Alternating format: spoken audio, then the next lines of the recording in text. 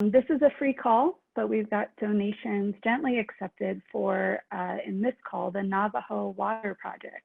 Your donations will help bring hot and cold running water to homes and families without access to water and sewer lines. And I will put the link for the Navajo Water Project in our chat box. If you have any questions throughout the call, you can just chat with me privately. I'm always happy to chat with folks. But otherwise, I want to get right into what we're here for. So I'm so excited to introduce Rudy Nickens. Rudy was brought to us by our friends at Evolution, and he is an executive coach, facilitator, educator, entrepreneur, and thought leader with expertise in cultural diversity, business management, and community development. For over 2 decades, Rudy has consulted, educated, and trained hundreds of local, national, and international organizations in workforce diversity, leadership development, cultural competence, and conflict resolution. He specializes in efforts to eliminate the effects of internalized racism and sexism and violence against women. Boom. And I just have to say, like, when I spoke with Rudy, he was just like, this is my calling. And I could feel it like oozing from him, his passion and his commitment to this work. And it's completely lit me up. So I'm just really excited for all of you to meet him. Without further ado, it is my pleasure to introduce Rudy Nickens.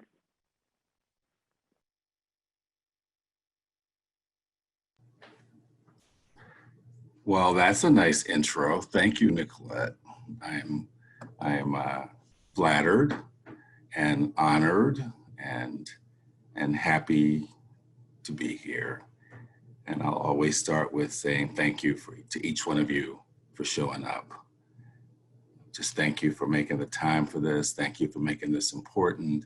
Thank you for doing whatever you had to do to carve out this space in your time, and most importantly, your minds and hearts to be able to think together and focus on what we can each individually and collectively do to manifest that world that we know is how it's supposed to be, the one that is fair and sweet and where everyone gets their best chance to have the best possible life that they can. And that in this conversation, mostly focusing on race, but all these dimensions of oppression, wouldn't it be nice if we could create a world in which racial identity is no longer a reliable predictor of the outcomes of people's lives? Wouldn't it be nice if we couldn't say that because this person was born with this color and this demographic and this family and these circumstances, that the likelihood of them having a good life is diminished because of their racial identity? Wouldn't it be nice? Wouldn't that be nice? And that is what I think that we all are here for.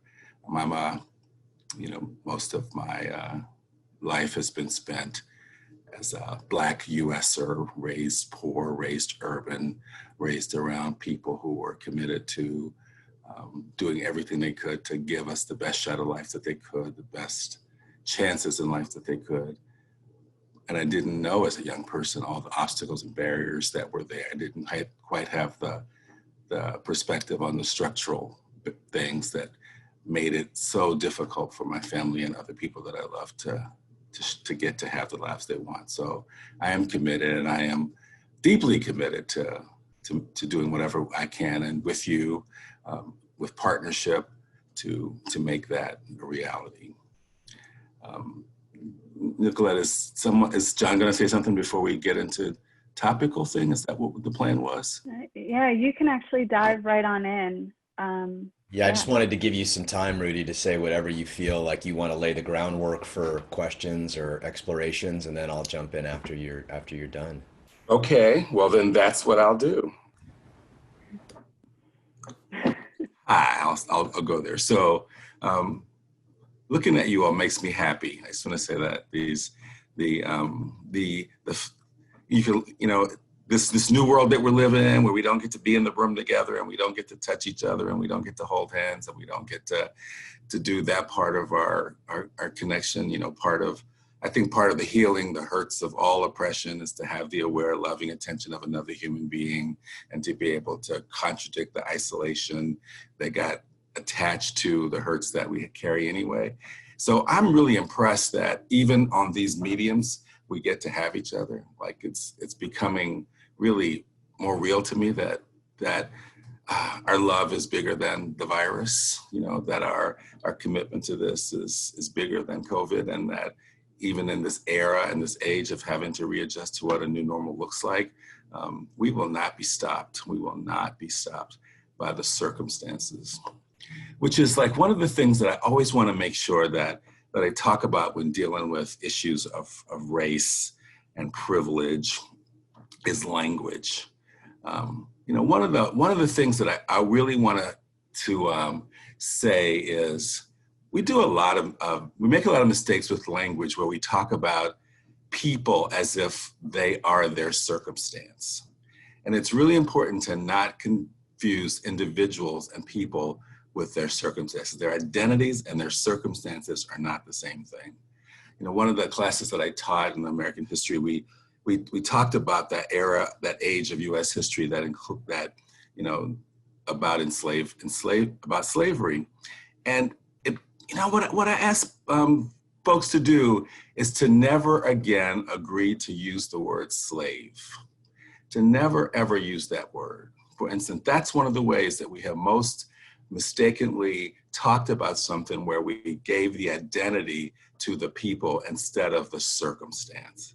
So the circumstance, it was enforced slavery, was enslavement, was institutional oppression. That was not who they were. Those folks did not call themselves slaves. They called themselves by their names. They called themselves by their vocations. They called themselves by their relationships. Their identities were never that. That was what was imposed on them to get people to believe and to buy into the narrative that they weren't completely fully human. So whenever we talk about anything, try to name the institution or the circumstance different from the individual. Call that out. So we are talking right now about how to change the narrative to include a real perspective on what is happening around us. I woke up this morning and watched a little bit of the local news, and I live in St. Louis, Missouri in the U.S., but I'm a native-born child of Washington, D.C. in the U.S., and so I'm a little bit more than mildly interested in what is happening with the football franchise, the NFL franchise in DC, as a person who grew up around that, and watching for decades the native folk and their allies who have been rallying, petitioning, and fighting and protesting to try to get the National Football League in the U.S. to force that team to drop the racist name and logo that they carry. For decades, it's been a movement that many people on the ground have been trying to make happen. In an instant, it seems, in one instant, when a major corporation said, we're taking our money from you if you don't, the team surrendered. In one instant. It is amazing to me how, I mean, I'm sure that, you know, the folks on the ground for the decades and decades that they worked somehow managed to get their position into the minds of the CEOs or the C-suite of that major corporation. But it took only one simple note from them saying, you know, we're not going to give you the millions and millions of dollars that we used to do in business with you, and we're going to ask our friends not to play with you either unless you remove this racist ideology.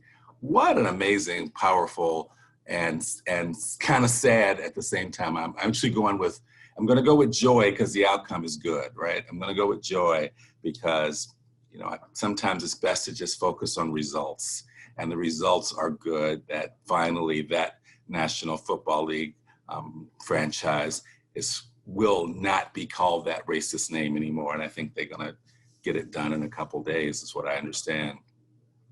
It's also sad because what we don't do is listen to people.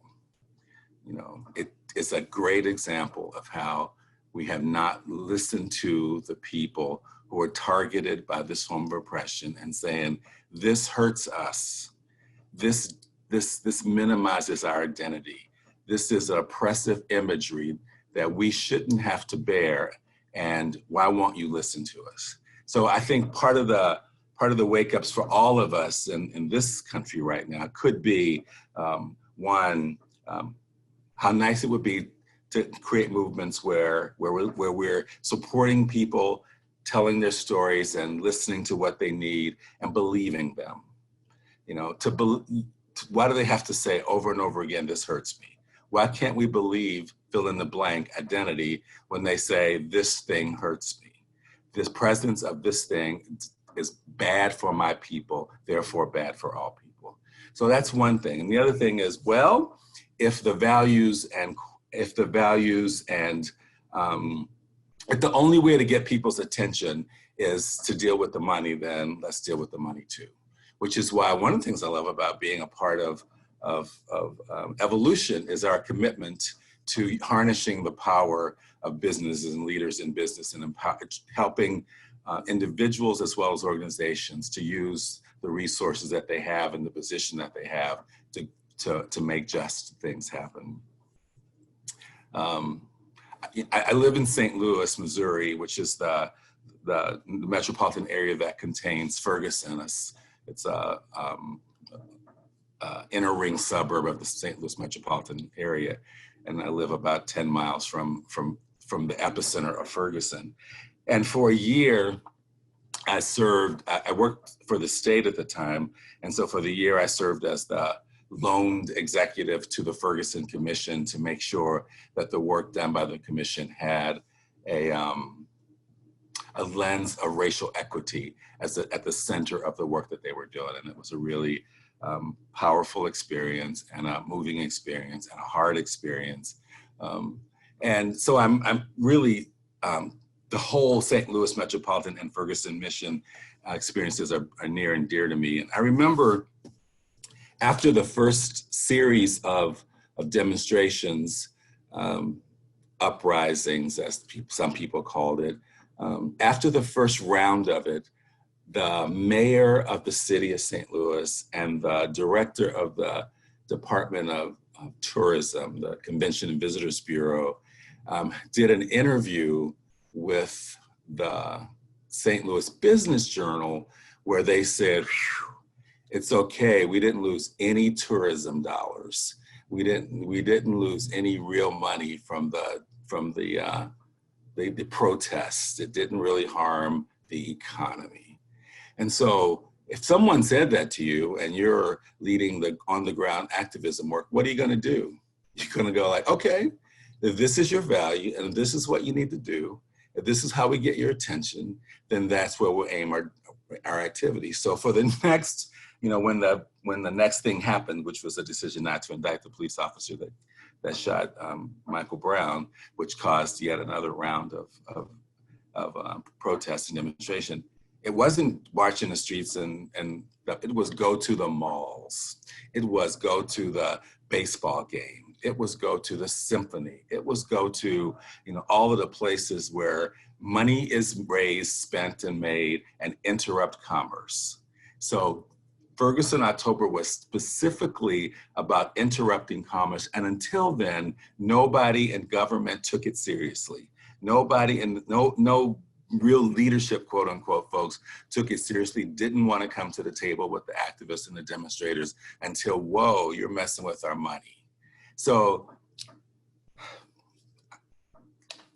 does it leave you in a place where you think that the only value that people have is the corporate value, is the economic disparity, is the economic value? And it does for me, and it does for a lot of people, but I think that what we will continue to see, if this is how you get people's attention, if you get Chicago Blackhawks hockey is bad as well, I agree.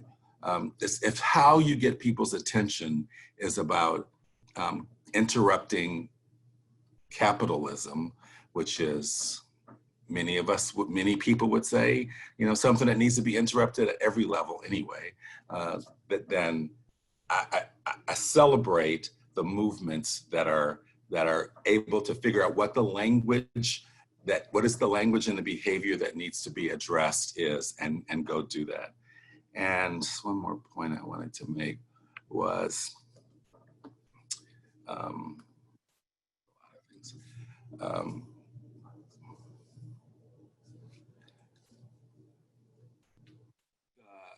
I've been a part of this this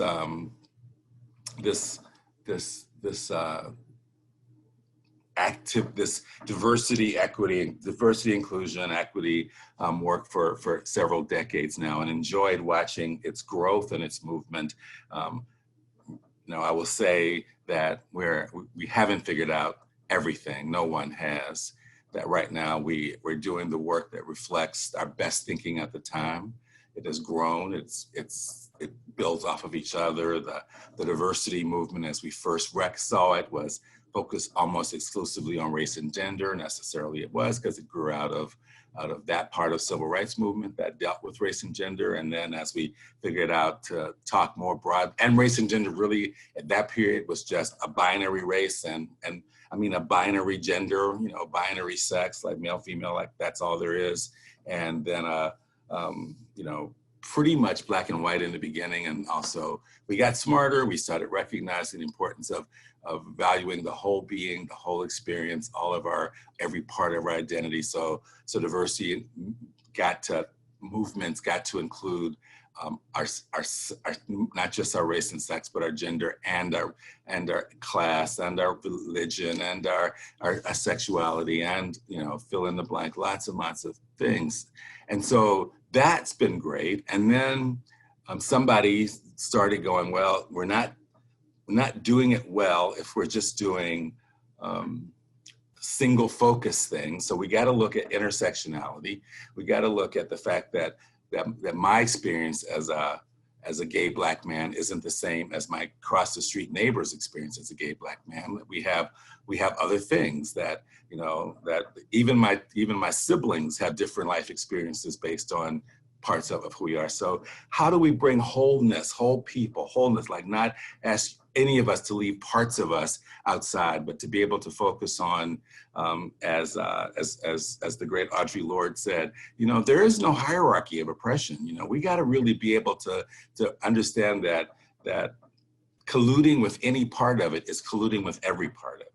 So if I agree that it's okay that synagogues are targeted and Jews are hurt, then I also agree that Black people should be targeted. If you agree with any piece of it, if I don't exercise what I know is my given, granted, assumed, and lived male privilege and turn that into something that challenges and takes on the effects of sexism, male domination, and violence against women and girls in the world, then I'm colluding with it, that I'm agreeing with it. And I maintain that same level of expectation for my white siblings who also get to stand inside the privileges of whiteness and figure out exactly what you need to do with it. So not to just focus our movement on one, the victimization, but also on, what the two-wayness of all forms of oppression is.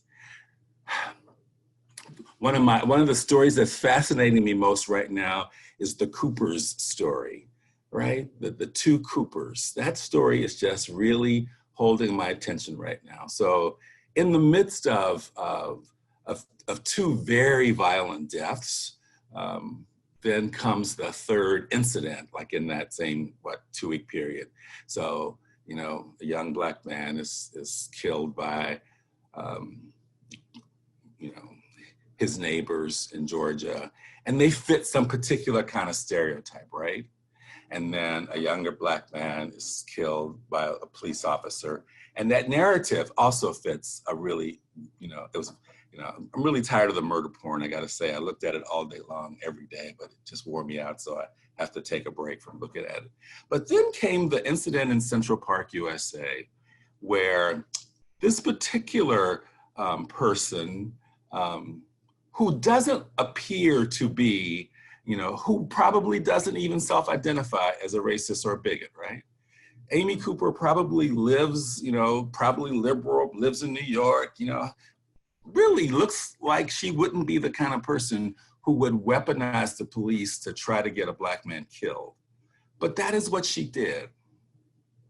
She knew every word she said in that story there's an African-American man who's threatening me and my dog. Send the police, send the police. There's something so absolutely violent in what she did that's one of the stories that need to be told. Not just that, well, I am curious about how he stayed so calm. I gotta say, that's another part of it for me. Like, did his parents not give him the talk? Did they not tell him how to behave? Did not tell him? Or maybe they told him something different than I told my son or my dad told me. But anyway, how did he stay so cool? And yeah, bring the police. You know, that was all really an interesting position for him to stand. It could have turned out really badly for him. You know that, right? It could have been, had the police responded in kind to her desperate call to stop a Black man, it would have come in guns blazing, he'd be dead, and then we find out about it later if someone happened to film it. Because as we know, these state-sanctioned murders against Black people in the United States are not new or infrequent. They are just being recorded and documented so everybody can see them. You know, the number 27 is the amount of hours that go by between murders of Black people sanctioned by the police in the US. 27 hours. Every 27 hours, one of these incidents happens. That's almost 3 times as fast as the 72 hours, which was the frequency of lynchings in the US post-Reconstruction from 1870 to 1960. Almost 3 times faster are we having unpunished murders of Black and brown bodies acceptable by the state. So that's what, so that story is like, so I heard then that someone finally said, we should charge her. And he said, you can charge her if you want to, I'm not going to participate in a prosecution. Like, these are some pretty interesting positions to hold, right? You know, there's people in my family that says, that are saying, you know, lock her up, you know, hang her, you know, there's hundreds of years of unpunished assaults against Black men at the hands of white women that haven't been dealt with. Let her be the fault person for all of them. There's people in my community who think like that. And there are people in my family that go like, yeah, we're not trying to just flip the script and be as oppressive as the people who have been oppressors, right? We wanna model another way of dealing with it. And so here's a chance right now. But what I haven't seen and what I'm really looking forward to is, like, I really wanna see a movement of white female people who address her and that. That would be really cool, right? This is, you know, like, this is the thing. Like I want to be held accountable for the things that my community does. I want to be held accountable for my responsibilities. I want to, but I also want to be able to expect that of my allies. So I want to see not just people dealing with police reform, which I do, but I want to see, like, the other things, the things that are maybe not necessarily punishable by law. We do a fairly good job of facing and dealing with the de jure practices, but not so much about the de facto ones, right? So what needs to get into our minds and our behaviors that we can address the de facto behaviors that maintain the disparities, the violence, the oppression? There's a role that each of us play. And I want to say one more word before I shut up, because there was privilege was in this description of this talk. And privilege and power and, you know, that kind of stuff. So I did grow up with that notion that power was something that was allocated to a particular group of people, right? And so I don't know if you held the same notion that I did, but if I were asked some time ago, you know, who were the powerful, who had the power, almost immediately my mind would leap to, you know, a group of white male people, cisgendered male people. Almost exclusively, I would say, well, white men have been granted the power. And it took a while to figure out what was wrong with, what was off about that reality. So all of us have been asked to play a role. All of us on either side of these lines of oppression, all got asked to play a role. And white men have been asked to play a role of agent of oppression. It is not who they are inherently. It is not what they endowed as humans. It is the role that they got trained and conditioned and taught to play. And as long as you play that role, do these things, then you will be rewarded in particular kind of ways, right? As long as you go along with the system of racism and male domination, then you too can have the benefits and privileges that are assigned to that position.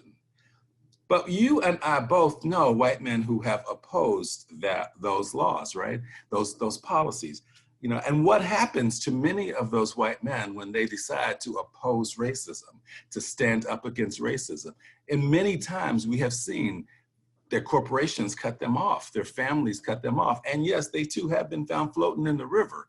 So we gotta really be able to understand that it's not some inherent and endowed power that a particular people have been granted or given. It is as long as you do the things, play the roles, then you can be rewarded with the benefits. But there is something else that we get to do here, right?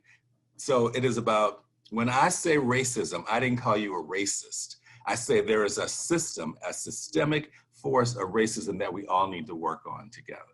That when I name when we name the oppression, that's what we're doing. We're naming the oppression. And then we're looking at what are the places that each of us have agreed to do, to play, to support that oppression. And as a Black person, I also got trained to support white supremacy. And I also learned those lessons. So I grew up, as I said, I grew up in Washington, D.C., and I'm a period of time when Washington, D.C., my hometown, was 95% Black. So I grew up, it used to be called Chocolate City. It's not that way anymore. Gentrification has made it more like a little latte kind of thing. But when I grew up in DC, it was a Black town. And so I said, I used to say that the first time I experienced racism directed at me was when I left home at 18 years old to go to college. And I went to college and I went to a predominantly white school, and then some really nasty things got said from the very first day I arrived on this campus, the very first day when I'm, this raised poor boy whose parents, first generation kid going to college whose parents don't know a lot. So they lovingly send me off. They don't know you're supposed to take your kid to school and get them settled, right? So they put me on the plane and send me there, and I figured all this stuff, and I get myself into my room, and I'm in my room, sort of like not ready to go out. And my roommate shows up with his parents who know you're supposed to take your kid to school. And they show up, and his mom, they open the door, and I sit up to greet them, and his mom screams, like, my son ain't living with no, and I can't repeat the word, right? And like, that was how I started college. Like, oh my God, where am I? What has happened? So I used to say that my freshman year in college and the things that I endured from classmates, neighbors, friends, and professors sort of woke me up to, oh, this is not a good thing. It wasn't until I got my mind wrapped around this concept of internalized racism that I really understood that even though what happened to me on August 27th, 1973, when I started my first day of college, was heinous and awful, it wasn't actually the first time that I had experienced those things. There was never a period when I can think back in my life where the assaults of racism, meaning like our goodness, our beauty, our intelligence, our value, hadn't been presented to us. That Bill's mom wasn't the first time someone called me that word. It's just the first time a white person called me that word. The content of racism has been sufficiently internalized by people targeted by racism that we're perfectly able to instruct each other in that content, and therefore not need the presence of other people who don't share identity around to help us learn and play our role in maintaining the system of oppression. So it's both. I expect me, our people, my family, to do our work to heal the hurts of racism and make sure that we are no longer ever going to collude with, agree with, or perpetuate those ideas and that ideology on ourselves or each other. Because when you're in the target group, the only places that you can act out the oppression are on yourself and on other people like you. And so to heal from that, to be able to never again agree to mistreat another person of color is part of the work of my side of the equation. And what I expect from white people is to do the work of standing against the oppression. I'm sorry, I'm talking so fast. standing against the oppression, doing the work of acknowledging the privileges and benefits that have been granted and the ways that you have agreed with them and agreed to them, and then to figure out how to spend them and how to change that, how to stand up against the oppression. So I think those are some of the things that I wanted to just lay out in my moments of having your amazingly beautiful, loving, undivided attention. What a gift. I wish you, it's in the Zoom world, everybody can see everybody. It's not like the front of the room anymore. I keep forgetting that. So thank you for letting me wax poetic about what are things I wanted to say. And I'm gonna pass it to John and take it from there. Thank you, Rudy. Thank you very much. Thank you very much for coming. And, you know, my intention with this call is twofold. One, just to be a good student, right? You know, to learn and learn things that I don't know, which is a lot in this realm. And second, to further the conversation amongst what is arguably a very white, very privileged community that I'm part of, which is the community of spiritual practice and you know, yogic practice and meditative practice for the most part. I mean, you can see it on the call. You know, we're white, and you know, I still don't know what I don't know. So that's why I'm so glad that you came here to talk to us about this. And what I would love is just a real, you know, open dialogue from the people here on how to. I think everybody's here because they want to do better. And I'm looking at this. You know, I'm a student of history, and I'm a historian. I was actually trained as an art historian, and you know, I see this as apartheid. I see this as almost us addressing apartheid in the U.S. And I remember that time. I remember that period of history. I was in college at the time, and I remember that and what it took to actually get the South African government to stop, right? And it was a combination of global pressure, of economic pressure, which was unprecedented, the banks, but it was grassroots. It were people pressuring banks and pressuring companies doing business with South Africa that finally got, and a combination of just global awareness of how horrid it was. And of course Nelson Mandela, you know, that certainly helped, you know, having somebody so charismatic and wise there to lead the message. And I see this as a similar moment. I would like to think it is, right, where there's enough consciousness arising in all races that it's just not acceptable anymore. Like, why are we even having this why is this a fucking question? That there shouldn't be the police brutality, and there shouldn't be, you know, that there should be reparation. So I'm coming at this, and you know, I just would love to see. I'd love to hear personally whether you see some way I could sort of do better with my little tiny platform. I'm coming at this from a white man. This is on you. Like, your awareness or lack of awareness or lack of participation or lack of fierceness or lack of willingness to step up and talk to your brothers, you know, who are subtly or not so subtly, you know, racist. It's on you. And that's the stance I'm taking, right or wrong. It's just what came to me as a way to do something, because it was just watching the things that I was watching it was just so horrifying. But then I would love to hear your thoughts, Rudy, on, you know, what to do in a community like this that sometimes uses spiritual practice. You know, we're all one, which is true, right? We're all one. There is consciousness, there is love, right? It uses it as a way to deflect or avoid the truths of history and the truths of social oppression and racial oppression. And I would, you know, let me see how I put this. Yeah, I think I'll stop there because I would love to give everybody a chance to ask you questions and get your feedback on stuff on the nuances that they are working with in their life. But I'll start there. That my approach has been to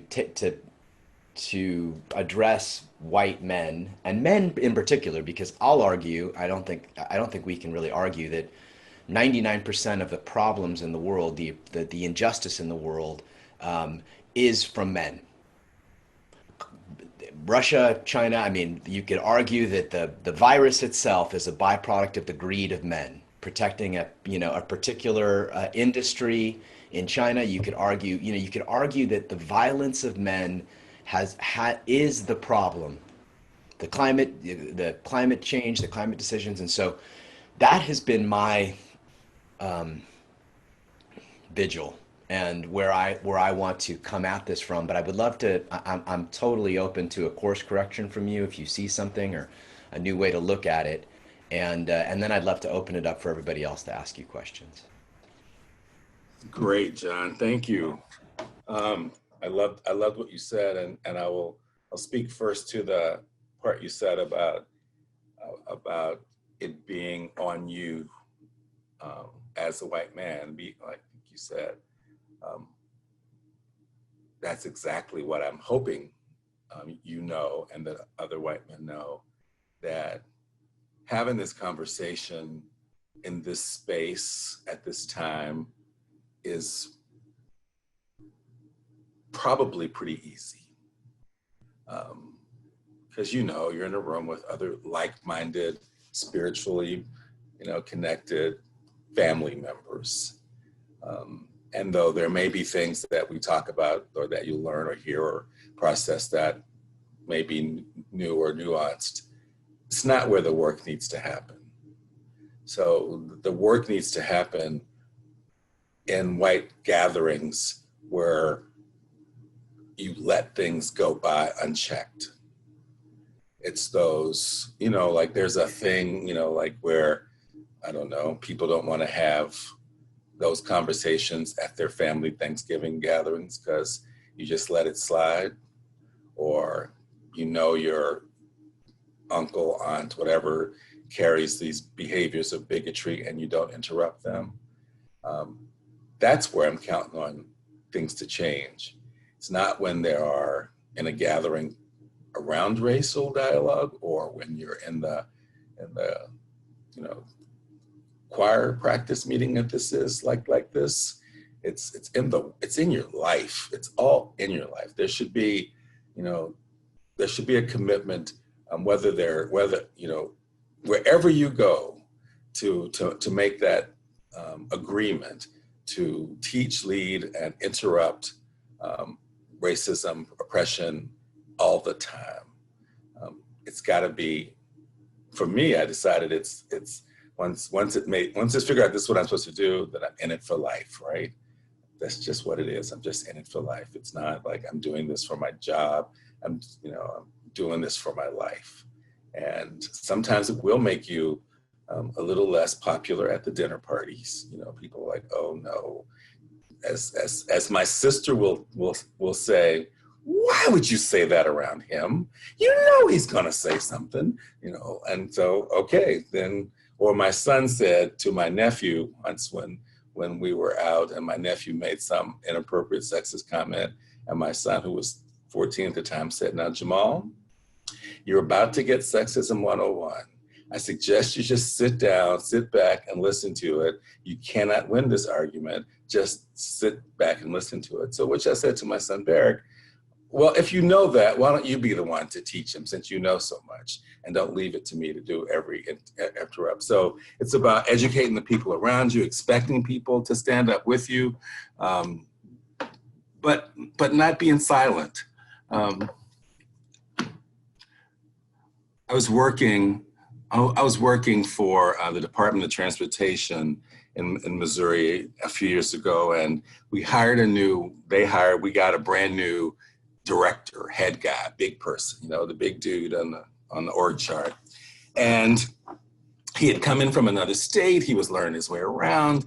he was being great and nice and saying all the things you're supposed to say, like, oh, I'm happy to be here, and you all got a good reputation, and what an honor it is to lead you, and all the things you're supposed to say when you're the boss, right? And he was doing it great. And then he said he had gone to an event at the governor's mansion, and the governor had said also praiseworthy things about his department, and said because he's term limited, he only had another year left in his role. And so he said, but I'm going to do everything I can to really, deliver these results, blah, blah, blah, the things you're supposed to say when you're the governor. And then the governor said, I don't want to leave, but I'm term limited. The law is the law, he said. So the governor said, I asked our chief counsel if I did the Bruce to Katie Jenner thing, could I stay on longer? Like that was supposed to be funny, right? And so the governor said that, and then my director came to his new 40-member, leadership team and repeated that joke. And I'm just sitting there going, oh man, it's your boss's first day, and you're just sitting here listening to that, and that's not okay. So I waited a whole 5 minutes before I said anything, and then I said to him, sir, welcome to the department, glad you're here, looking forward to working with you. I gotta tell you that joke that the governor made isn't funny, and when you repeat it, it's not okay here. And I'll tell you why. When I first started in this role, diversity director role, and one of the employees called me and said, can I talk to you? And I said, of course. And they revealed to me that they were transgender, and they'd been working at this department for decades, and they were always afraid that they would be hurt or outed or something bad would happen to them. And I said, that person lives in my head. There's a really valuable member of our team who lives in my head, who feels unsafe at work. And when the governor made that joke, the governor sent a message that everyone around him that he does not value the lives and the identities of trans people. When you repeated it, you come to this department with that same statement, and it's not okay. This is not who we want as our leader, and this is not how we want to function. I was like, and so my supervisor was looking at me like, you're brave. I go, well, you should be brave too. I thought you should have done it because you report to the person, not me. And so one of my colleagues said, we knew you'd say something, thank you for saying something. And, you've been teaching us so much for the last few years. We wouldn't even have known that was inappropriate, but for the work we've been doing here. And my report to him was like, well, why you wait for the gay Black man to always step up and say something? Why don't you straight white man do it sometimes instead of waiting for the gay Black director of diversity to say it? I want to know that you all, since you know it now, since you recognize it as inappropriate, that you then stand up for it. And as I told my brother one night during the Ferguson demonstration, I said, I'm gonna get arrested tonight. So if just so you know, I may need somebody to bail me out. He goes, why would you get arrested? I said, because I can. Like we need middle-class living people with the resources and the identities and the prominence, whatever, to get our hands dirty too. We can't just leave it to the folks who are out there.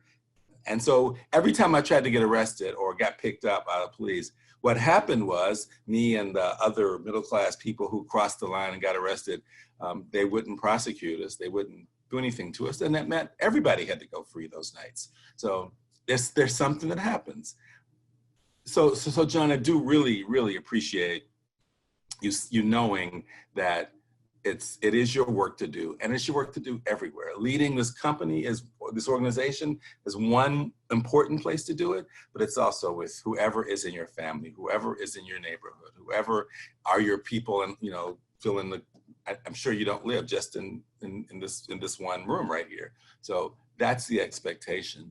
And the other part of it, because apartheid, the ending of apartheid was the legal ending of the despair, of the right? It was the legal part. The economic disparities haven't ended, right? The oppression hasn't ended. It's just that it is no longer legal. So the institutional oppression, just like in the US, ended on a particular day when laws got signed and put into place. But the de facto, the still have much work to do. So we still have to we'll change the laws, but we already own everything, and we put into policies, places where we can continue owning everything. So yeah, who cares what the law says anymore? We got control of the institutions. So that's another piece of it. It's about not just fixing the legal part, it's also looking at what has happened and how do we heal from it. My experience in South Africa was going to work with young people post-apartheid and help them figure out how to heal the hurts of the oppression and how to reach for and have big lives. One of my saddest, hardest, most toughest memories was being in a room with 30-something college-age young people who talk like this all the time. They just talk like this. They just couldn't hardly speak up. If you asked them to say their name, they couldn't. They were so used to being beaten down and having to be quiet and not heard that they didn't even remember what the sound of their own voices were like. And the first work was just to get them to scream, just get them to say my name, you know, just to be able to reclaim and remember the truth about who they were in order to like shake up the years of internalized oppression, the years of abuse that they had endured. So there's so many places of it. Like we don't just get to, sadly, it's not a one and done kind of thing. Oh, we fixed this, we can move on. It's continuous looking at examining. And finally, one more thing I will say that from your comments that I really appreciate is the sustainability movement, so environmental movement. And I will admit, you know, to being one of the people who didn't pay attention to it at all. As I said, I'm a raised poor urban Black kid.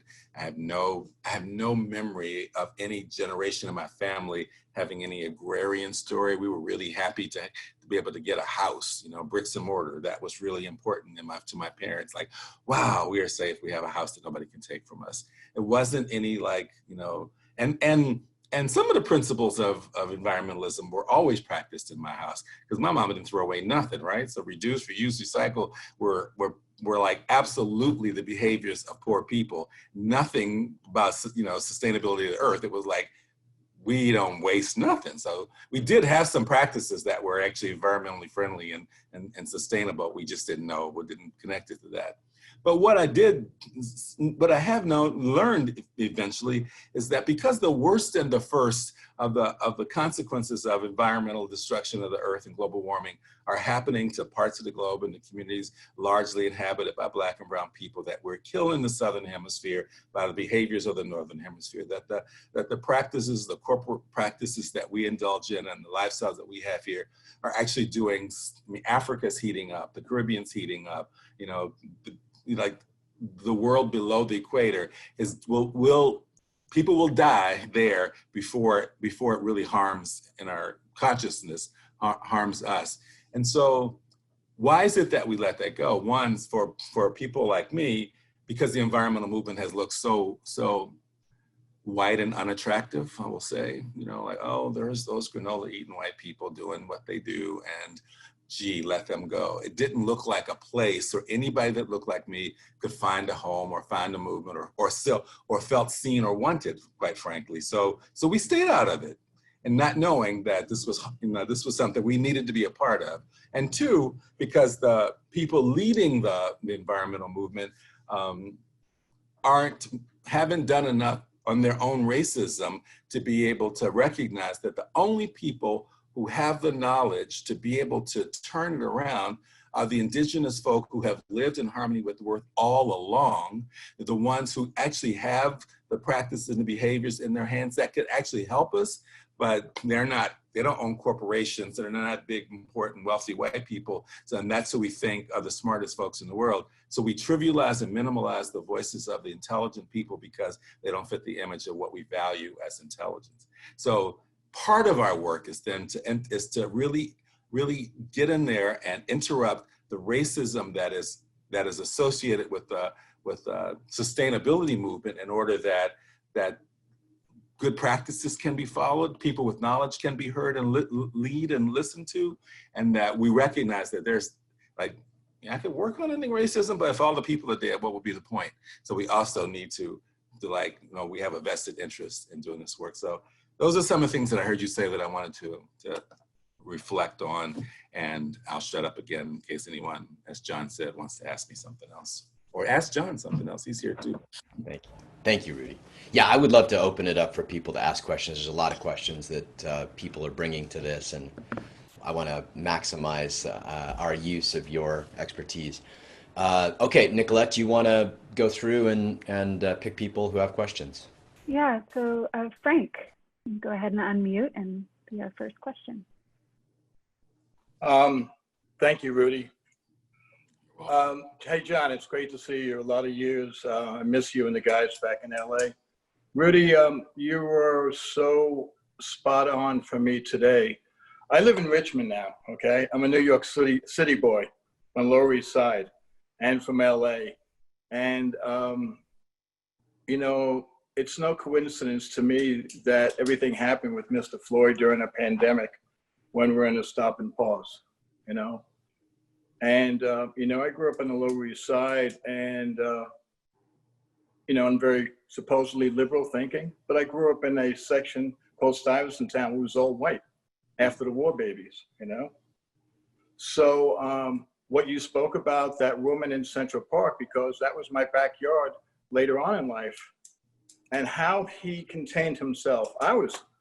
Rage in me was absolutely, you know, just going over and over. How he contained himself was beyond me.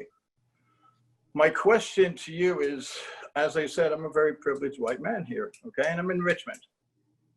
Now, when everything happened and we had the march here, okay? Mm-hmm. It was wonderful. It was scary.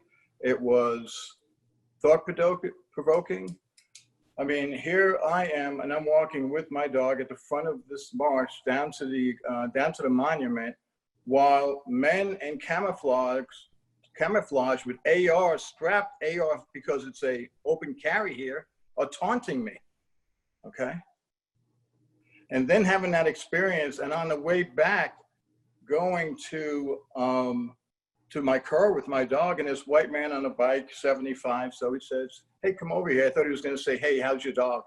And he says, so what do you think of these people? And I said, excuse me?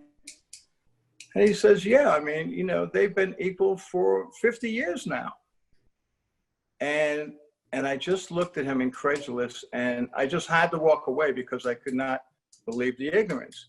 Now, my question is this, because, and John, this came out of a talk that you had a few days before this all happened, when you had your talk about racism.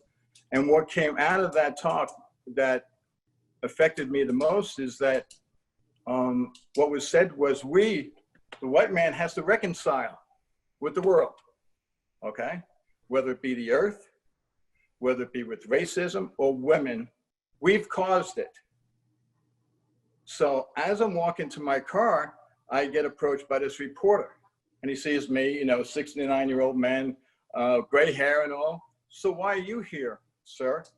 And I said, because I'm a privileged white man and I need to stand up with other privileged white men, or this will not change because we caused it. And he didn't know what to do with that. So my question again to you is, me here in Richmond, okay? And I work with men in recovery, totally different thing. I asked a really great man, how do I understand the heart of what you have gone through? And he said to listen to the documentary, I think Louis Gates' Reconstruction, I don't know the name of it, that would help me. How do I make the conversation with other white men here in a city that is so closed down?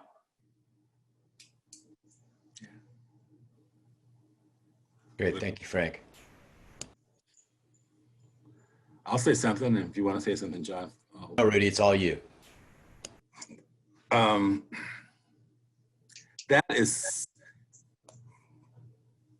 That's probably, you know, at the heart of a lot of it. Thank you for that, for putting it out so clearly. You gotta actually like white people. You gotta really like white people. You gotta like being white if you're white, and you gotta like white people, other white people. And you can't do the woke white person versus the not woke white person, or pick and choose, you know, which ones you like. You gotta like your people. and not give up on each other. There is in my vantage point, a place where I see, a lot of white people divorce each other, from relationship, just, divest from connecting, like, I can't. Well, the likelihood that they'll hear the information from you is much higher than from me, right? And you're gonna have to actually stay. Hopefully. Yeah, absolutely. So you're gonna have to stay connected. You're gonna have to be grounded in a place where, first of all, I hope you've done the work. I hope you've all done the work where you appreciate yourself as a white person. Like, that's a really important thing. Like, I know a lot. I do. Yeah, I just want to make sure everybody really gets that. When we talk about racial identity, white folks have one too, right? White folks are a part of it, part of that too. And that's, it's a complicated thing. I get it. It's a terrible, terrible trap that we all got put in.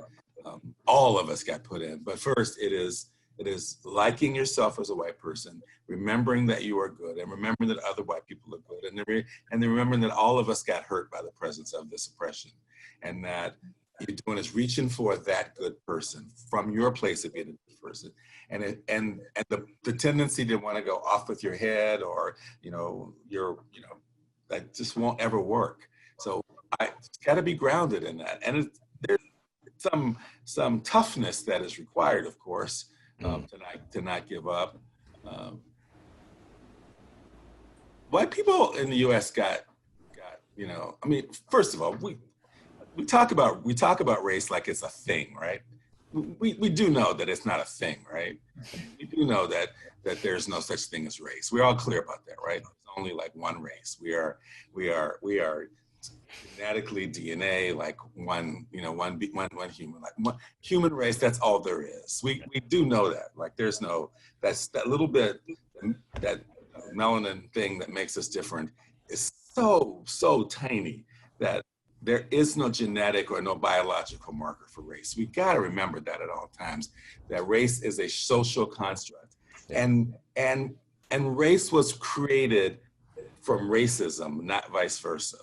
So racism existed. This way of granting and denying access to benefits and privileges and goods and services was created, and then the constructs got created to support the oppression. And so I'm a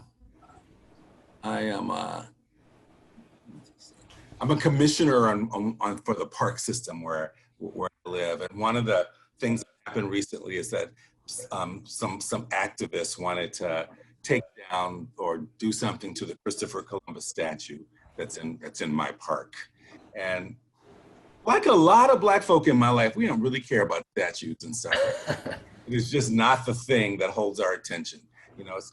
I get it, someone's caring about it and dealing with it. It's not the most important issue on my agenda of things to fight for. So I'm not really worried about it. Like, when someone talked to us about they're gonna do it, and they looked at me because I'm the Black commissioner, like, you're gonna take this? And I said, I'm really not.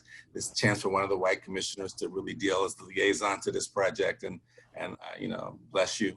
So anyway, long story short, they finally got to this place where they couldn't figure out what to do, but the community is still determined to deface or do something to the Columbus statue. So we're having an emergency board meeting, and again, I'm being fairly not that interested in the topic until I hear like the hate and the vile in my colleagues' voices, like, call people thugs and stupid for being activists. Like, oh, now you got my attention, because now I can't let you like make people out to be bad because they don't think like you. So now I have to into the conversation and work with folk. So we took the statue down. Let me just say that. Let me just get to that point. We took the statue down, and I introduced the bill to take the statue down, the nominate to take the statue down, because I think it was the right thing to do. But what my colleagues don't understand, or didn't understand, because now they're learning, that although the Christopher Columbus statue has been sitting in our park for 150 years, Christopher Columbus has actually nothing to do with the United States. And that all these Columbus statues that were created around the country were built for a particular reason, which is to help Italian immigrants to be able to create this narrative of Columbus's, romantic relationship with the founding of our country, which never happened, right? That person never entered this life. That it's all made up, like most of history is made up of a particular narrative. So what they hadn't thought about was like, oh, you know what? Columbus statues are there because Italian immigrants struck a deal to be able to be granted white-skinned privilege. And these are the things that you need to do. You need to clean yourselves up, and then you need to go along with the dominant narrative of oppressing Black people. So that is part of people didn't call themselves white when they were in Europe, right? They called themselves Polish, they called themselves German, they called themselves Italian, they called themselves Irish. It wasn't until they came into this country and had to agree to the behaviors of the oppression that the white identity got handed to them. And this is how you get the privileges, white-skinned privileges that are allowed to you. So it's a dirty deal that everybody got, but you get rewarded if you go along with it. That's again how the oppression worked.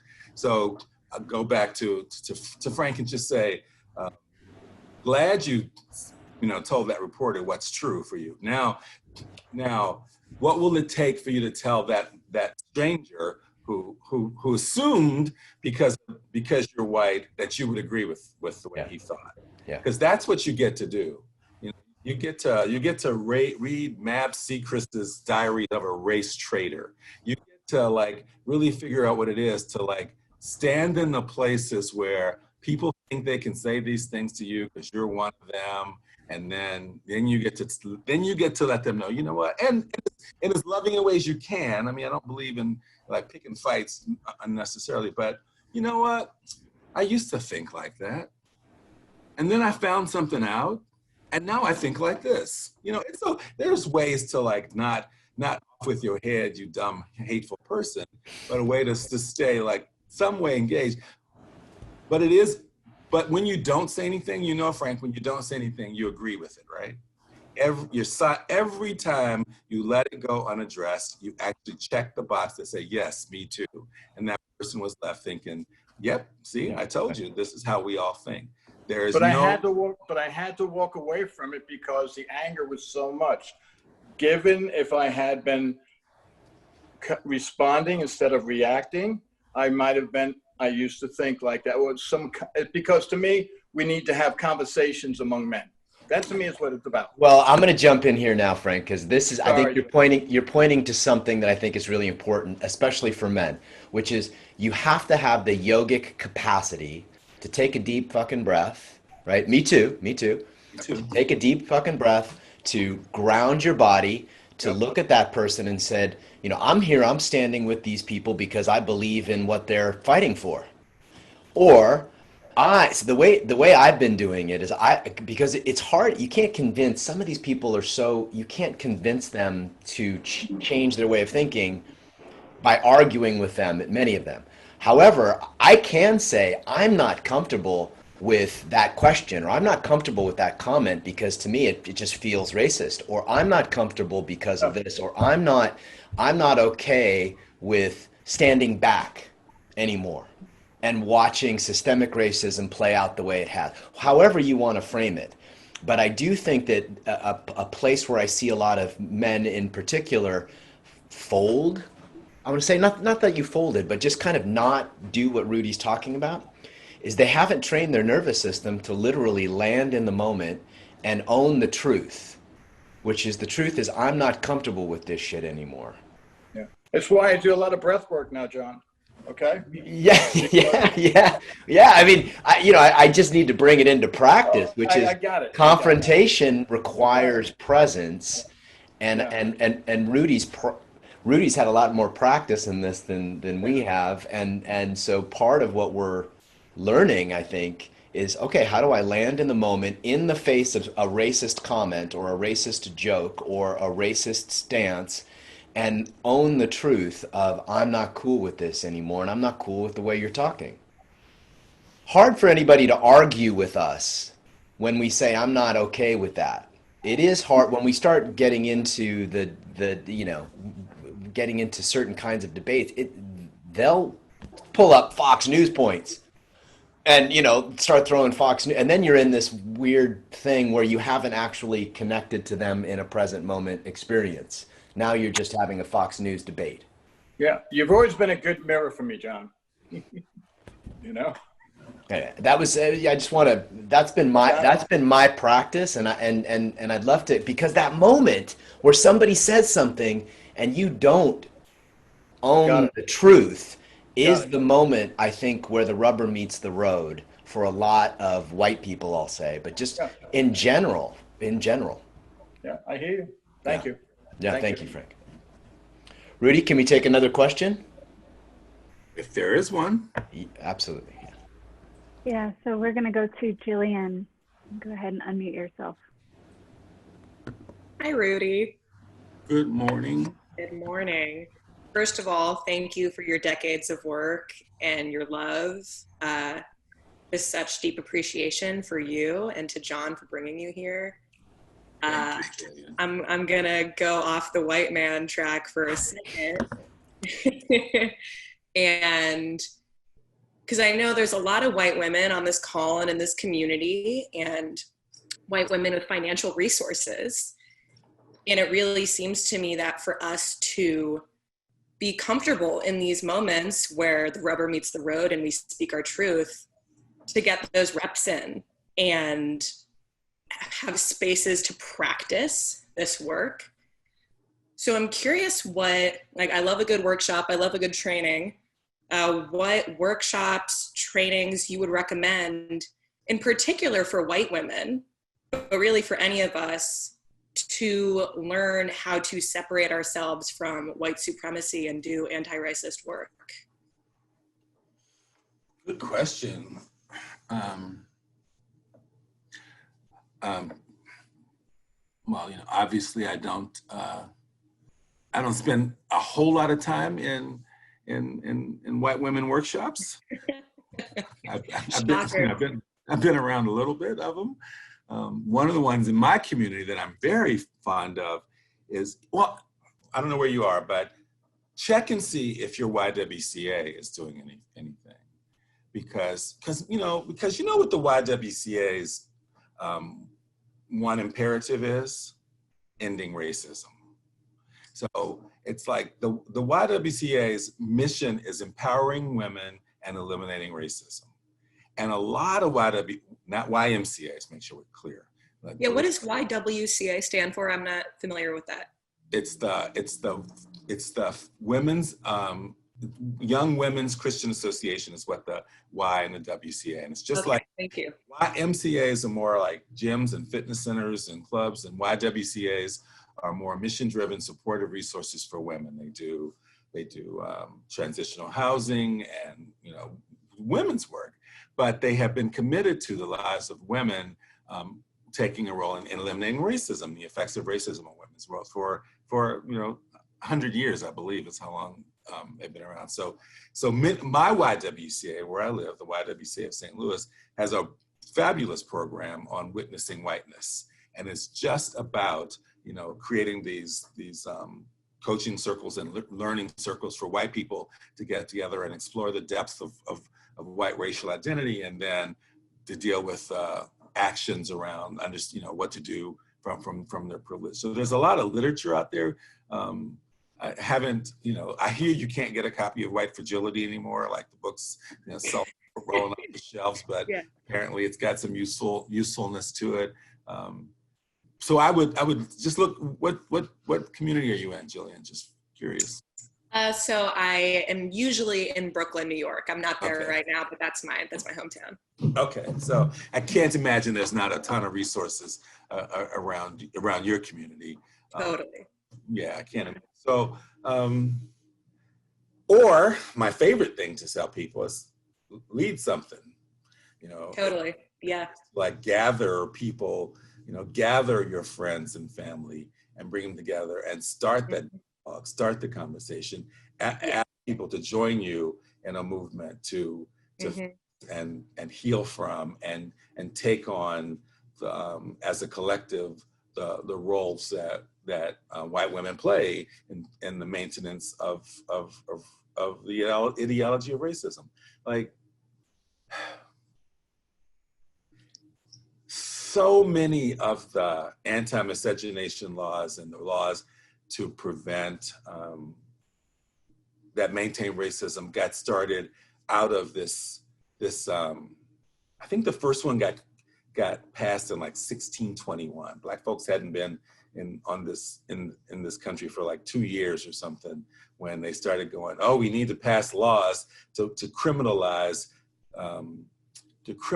any kind of contact between savage African men and delicate white women, right?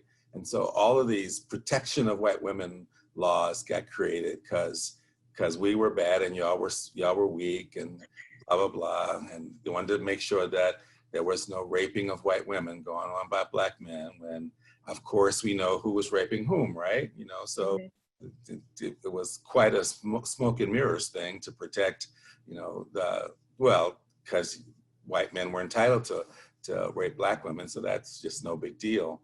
But anyway, so all these things got created, and legally things got created. Like, I don't know, it wasn't until the 70s that the Loving decision got handled down, making it finally illegal to discriminate against people for loving across race. But white women learned those roles, you know, Amy Cooper wasn't the first white woman in your life or in my life who knew to weaponize the police to cause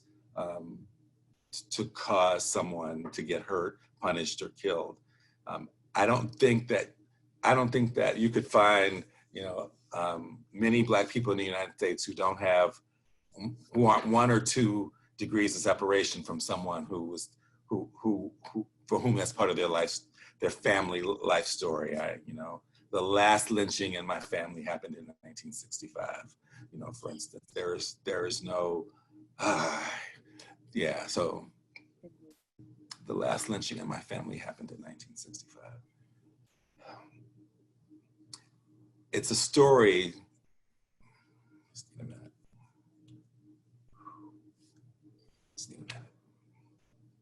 So, and it happened the same way that many of them happened. It's happened the same way that Emmett Till's death happened. It happened the same way that Amy Cooper tried to have it happen, was, you know, a lie from a white woman that caused the death of a Black male. In this case, my 17-year-old cousin, Joe. There's a legacy of hurt that needs to be addressed. There's someone put into the chat earlier about the Montgomery bus boycott in 1955. The Montgomery bus boycott happened because a few months before that, Emmett Till's mother cried out in pain, and made the world look at the brutalized body of her child. And the response from the community was to answer and address the pain of this Black mother. That's why she didn't get up off the seat. That's what it was about. It was finding a way to do something. Now, the civil rights movement wasn't allowed to have women spokespeople because of sexism back then. And so found a charismatic Black man to lead this thing. And so, you know, Dr. King appeared to be the right choice at the moment. But it really got to know that part of the modern civil rights movement that we know it was a response from the pain of a Black mother who yet again found voiceless and wanting the world to reconcile what had happened to her boy. That legacy of hurt in many of us.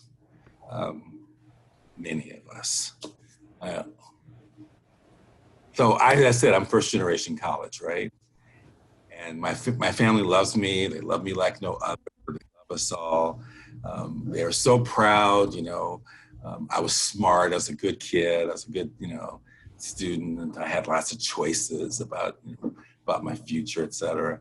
So my family, my family got together on the day before I was leaving to have a big send me off dinner and party and, you know, stuff, because that's what we do. It was great.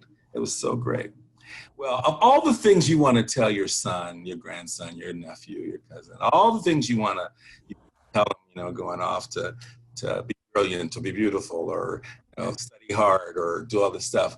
The last thing that my grandmothers both said to me, the thing they wanted to make sure was the thing that lingered in my ear when I got on that plane, was stay away from white girls. That was like the most important thing for them. Like my grandma said, don't bring me home no white granddaughter. My grandmother said, stay away from white girls. You know, that whole legacy of violence associated with, in addition to the prize of and the devaluing of Black women and all of that, you know, there's a whole bunch of that in there too. But protection, like the safety precaution that needed to be given to me was, you know, as it turned out, they didn't ever have to worry about me bringing home any girls, but that's a whole nother story. You know, that's another part of it.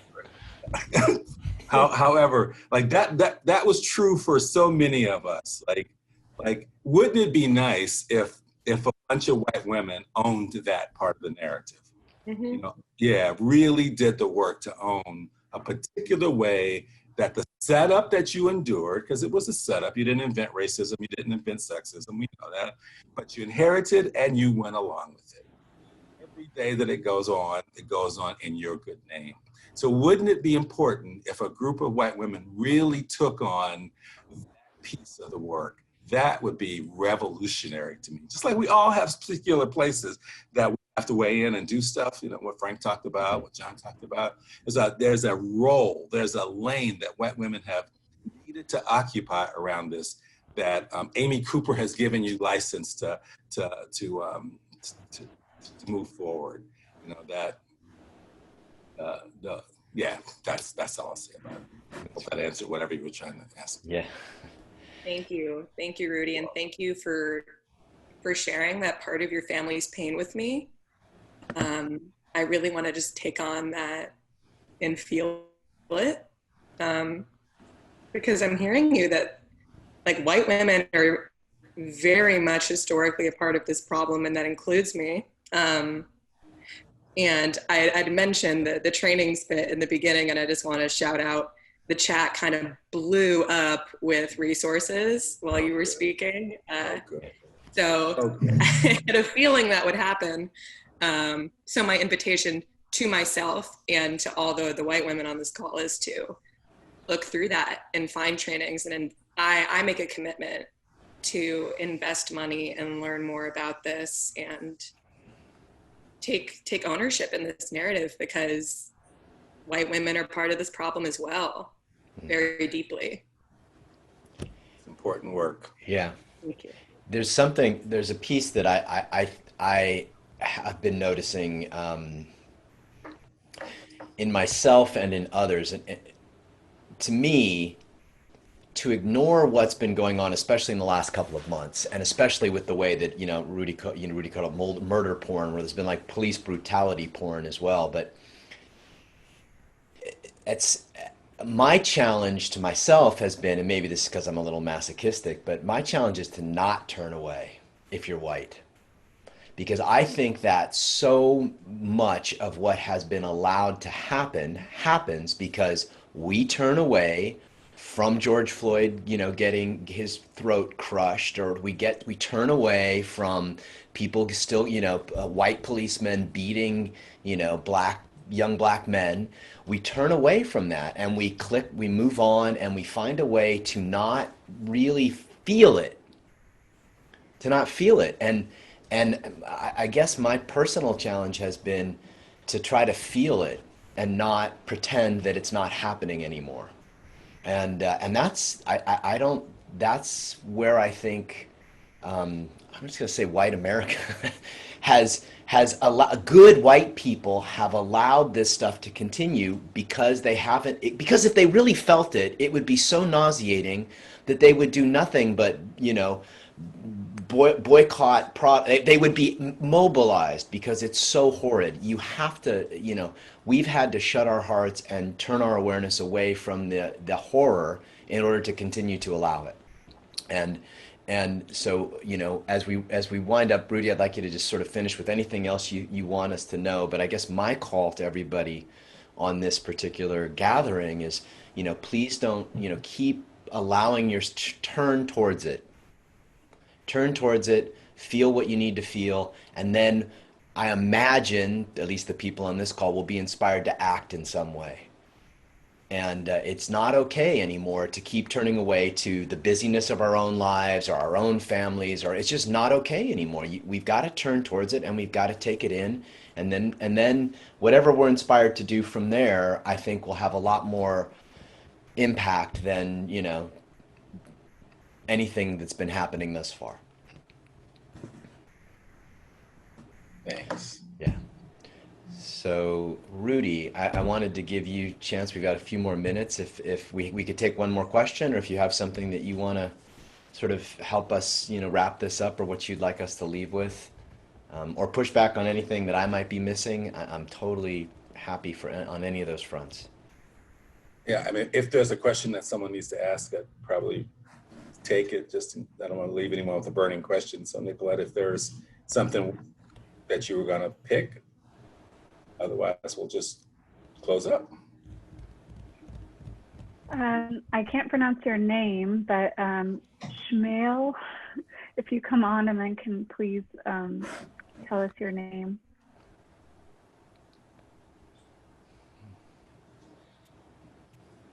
Yeah, Shmuel. It's a Jewish name. Right on. Welcome. Can you hear me clearly? Somewhat. Yes. Great.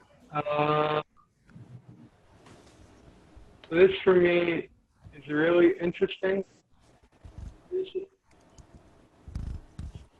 Oh, should I speak louder? Or yeah. do I have a lag? You're cutting in and out, my friend.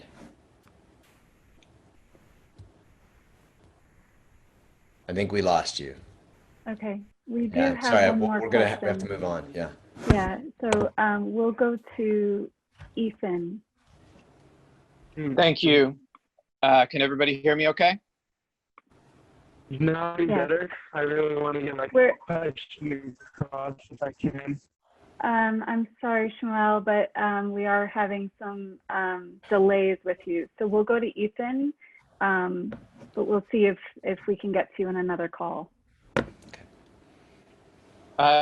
Thank you all. This has been a fantastic conversation, and I want to thank John for putting it together and Rudy for showing up and all of us for being here. I think what John was just alluding to is the idea of personal stake, which is something that comes up a lot in activist circles in this conversation around how we show up with a personal reason. And as white men specifically, it's very difficult to find the personal reason without necessarily facing the trauma head on or experiencing it ourselves, or understanding what our complicity is and actually realizing that change needs to come from that and not just backing away from that. And I guess the question is really about identifying personal stake and cultivating that in this work. I think so often our personal stake, at least mine in coming to you, John, was about relationships and being a better man in relationship. And I think that concept came into love and learning how to cultivate my heart in a way that was completely different than what a lot of men's work was telling me, which was to cut off my heart and rather to get deeper into it. And I think that understanding, as Rudy said, of our human race allows us to understand that our heart we need to learn how to share our heart with all humans, regardless of their circumstance. And I guess I'm curious as to how to get across that bridge, and if you have any recommendations around finding that personal stake or what that internal journey might look like, so that we can continue to show up months and years beyond this time in this work. Thank you. Is that for you, John? No, no, I'd like to hear from you, Rudy, if you have something to say. Okay. I really love listening to you all and learning more about the work that you do around cultivating your spiritual health and presence. That's super important. Someone had called me the other day and just say, you know, the usual, hey, how you doing? And I was like, I don't know how to answer that question anymore, right? I don't know how to answer it. You know, I can say on the one hand, you know, I'm absolutely, you know, clear that I'm and grateful that I'm, you know, safe and that my family's healthy and that I have a, you know, warm place to be sheltered in and my needs are met. You know, I'm not confused about how lucky I am in terms of the circumstances of my life. I'm okay. On the other hand, oh my God, none of us are okay. You know, I don't like who is not like deeply burdened by this kind of pain and suffering that our people are going through every day. Like I am brokenhearted and sad and worried and, you know, afraid for my family. And, you know, it's nobody's okay.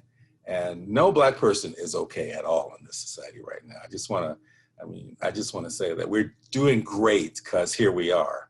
You know, the fact that we get up and put on, you know, T-shirts every day, because probably nobody's wearing pants anymore because we're in Zoom world, but that we put on clean shirts and stuff every day is like a big deal. Like I'm functioning, we're functioning really, but most of us are functioning on top of a lot of unhealed grief and undischarged pain and sadness and fear and worry and we have to fight hard for hope. You know, we have to fight hard to not give up and not give in and not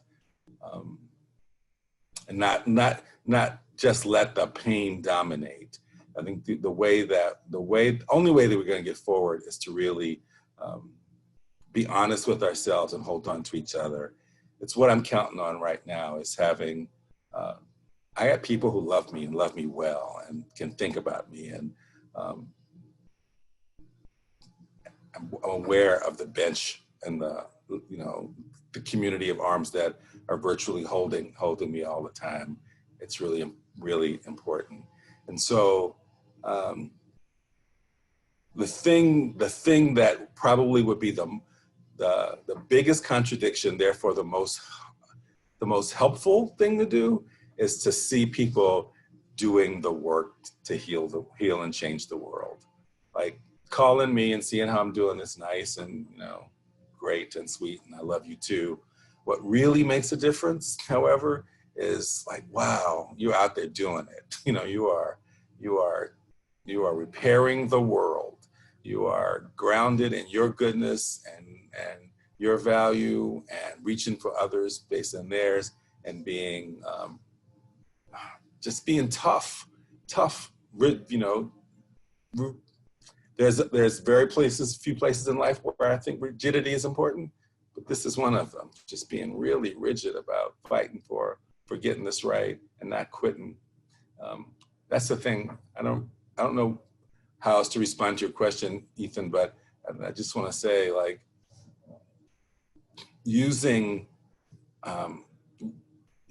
whatever personal stake you have as a human to remember that your relationship with the people around you, like, don't let identities confuse you there. Don't let them, you know, like, we are all in this together, right? And that is the personal stake that I count on.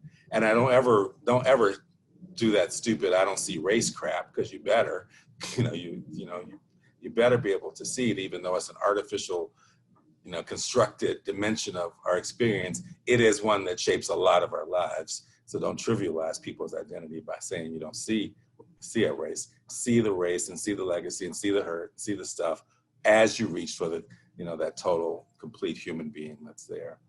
The personal stake is really caring about each other, including all of our identities. So that's the best I can reflect on what you said. Oops, sorry.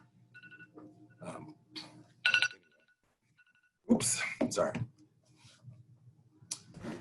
So thank you, Rudy. Thank you, Rudy, and thank you all for your questions. I don't want to keep you any longer, Rudy, but I really appreciate you bringing your heart and bringing your wisdom to us and sharing a way forward.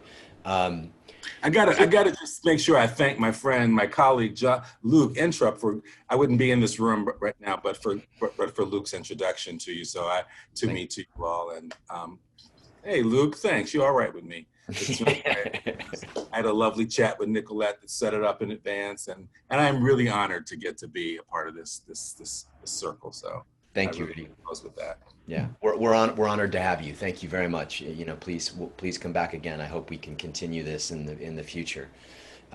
All the way. Is there a way? Can we? Because I know that you work with organizations. Nicolette, can you put Rudy's information in the chat, either a website, or is there a place where people can reach you, Rudy? If Evolution. Okay, great. And so we'll go ahead and put that in the chat. So if anybody wants to take down that link, you can do that before we exit. And I want to thank all of you for coming and giving your time and bringing your hearts and your curiosity and your desire to learn and your desire to grow. It really warms my heart as well. Okay. All right, everybody have a beautiful day. Thank you again, Rudy. Thank you, Luke, for bringing Rudy to us. And thank you, Nicolette, for holding all of this. I hope you guys all have a beautiful week. Thank you. And we have saved all the resources that you shared in the chat, as well as the resources that were discussed on this call. So when we share the recording, the resources will also be shared, as well as Rudy's information and the information about Navajo Water Project. If you are able to donate even a little bit to support these communities with water and sewage systems, we'd really appreciate it. All right. Thank you all.